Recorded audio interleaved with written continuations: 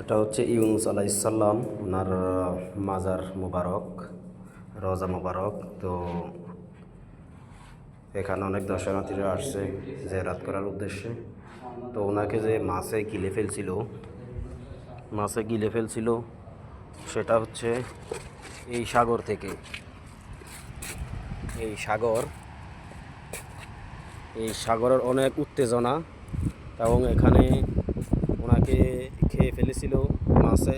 পরবর্তীবারে হজম করতে না পেরে ওনাকে আবার কিনারা ছেড়ে দেন। তো এটা হচ্ছে ওনার সেই মাজার শরীফ।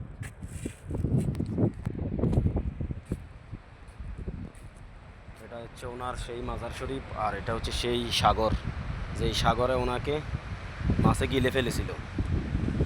তো এটা হচ্ছে আমাদের ওমান সালালায় অবস্থিত। আমরা আসলে আসছি, আমাদের অনেকগুলো নবী যেগুলো ওমানের মধ্যে বর্তমানে অবস্থিত আছে, শায়িত আছে, তাদের মাজারগুলো আমরা দেখার জন্য এবং জিয়ারত করার উদ্দেশ্যে আমরা আসছিলাম। তো আলহামদুলিল্লাহ, আমাদের হজরত ইমরান আলাইসাল্লাম, হজরত আইয়ুব আলাইসাল্লাম এবং হজরত সালেহ আলাইসাল্লামের ওনার যে ওঁট কতল করা হয়েছিল, দস্যুরা যে ওনার ওঁট কতল করে দিয়েছে ওই জায়গাগুলা, এবং হজরত ঈসা আলাইসাল্লামের ওনাকে ইউনুস আলাইসাল্লামকে যে মাছে খেয়ে ফেলছিল, ওই ইউনুস আলাইসাল্লামের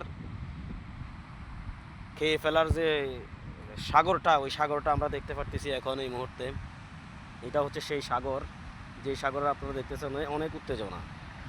এই হচ্ছে সেই সাগর, আর এটা হচ্ছে ওনার মাজার রওজা মুবারক। তো আমরা যারা কমপ্লিট করছি, এখন আমরা একটু সাগরের পাড়ে যাব ঘোরার জন্য। আসলে সাগরটা দূরের থেকে এরকম দেখা যেতেছে, কাছে গিয়ে দেখার অনেক ইচ্ছে ছিল, সেজন্য আসলাম। তো আমরা এখন ওখানে যাব। তো এটা হচ্ছে সেই জায়গা যেখানে ইউনুস আলাইহিস সালামকে মাছে গিলে ফেলছিল, আবার ওনাকে পুনরায় সহি সালামত কিনারায় নিয়ে আসছিল। এটা হচ্ছে সেই জায়গা। সাগরের উত্তেজনাটা একটু দেখেন আপনারা, খুব সুন্দর একটা দৃশ্য, এবং সাগরের অনেক উত্তেজনা।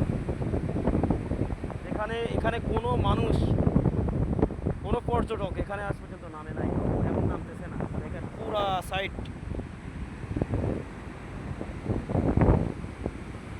পুরা সাইটে একটা মানুষ পর্যন্ত নাই।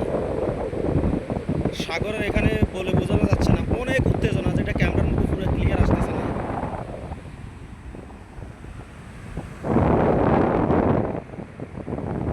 আমরা তারপরেও সাহস করে অনেক কাছে চলে আসছি।